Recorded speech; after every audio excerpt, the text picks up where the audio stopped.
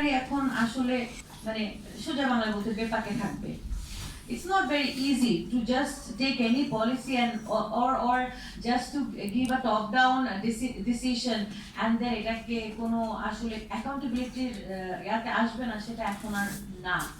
তার চেয়ে বড় কথা আমার কাছে একটা জিনিস মজা লেগেছে যে এরকম একটা পোস্ট একজন দিয়েছে, তাকে আবার শিক্ষামন্ত্রী দপ্তর থেকে কল দিয়ে সরাতে বলা হয়েছে, সেটাও সে জানিয়েছে যে আমাকে সরাতে বলা হয়েছে, এবং সাথে সাথে কিন্তু আবার সবাই সেটা নিয়ে সোচ্চার হয়ে গেছে যে পোস্ট কেন সরাতে বলবে।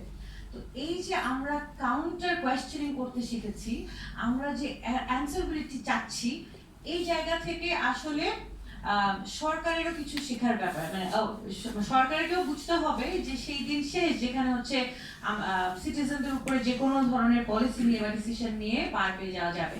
তো সেই দিক থেকে আমি মনে করি যে এটা একটা সফলতার দিক থেকে দেখে আমি জুলাইয়ের পুরা আফটার এফেক্টে যদি চিন্তা করেন, আর যদি সরকারের সফলতা চিন্তা করি, আমার কাছে মনে হয় যে যাচ্ছে তো সময়, আমরা মনে হয় যে সরকারকে আমরা যদি অ্যাকাউন্টেবিলিটির মধ্যে রাখি, চেক এন্ড ব্যালেন্সের মধ্যে রাখি, সংস্কারগুলো যদি আমরা এই চাপ সৃষ্টি করে সংস্কারগুলো করে নিতে পারি, তাহলে আসলে আমাদের জন্য যেরকম আমরা তো সংস্কারগুলো চাই হচ্ছে যে সিস্টেম স্ট্রাকচারাল চেঞ্জ আনার জন্য, সেটা যেমন আমাদের জন্য বেনিফিশিয়াল হবে, সরকারেরও কি বলবো পারফরমেন্সের জন্য তো ভালো। এটা সরকার কেন বুঝছে না আমি বুঝতে পারছি না।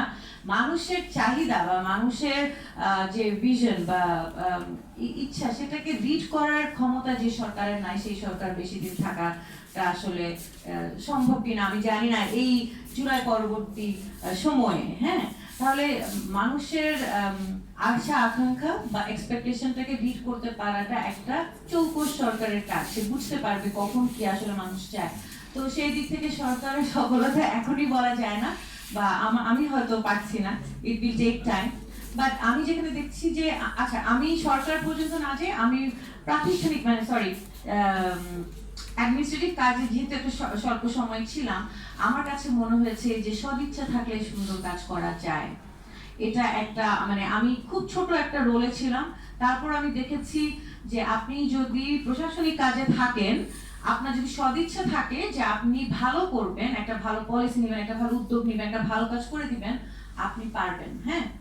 তাহলে সরকারকেও সেটা বুঝতে হবে যে আপনারা যদি চান, আপনাদের কাছে সেই রাষ্ট্রীয় ক্ষমতা এখন আছে, আপনারা চাইলেই পারেন ওই জুলাই পরবর্তী যে এক্সপেকটেশন মানুষের মধ্যে তৈরি হয়েছিল, সেটাকে রিড করা এবং রিড করে সেই অনুযায়ী দেশটাকে পরিচালনা করা, সেই অনুযায়ী আসলে দেশটাকে এগিয়ে নিয়ে যাওয়া।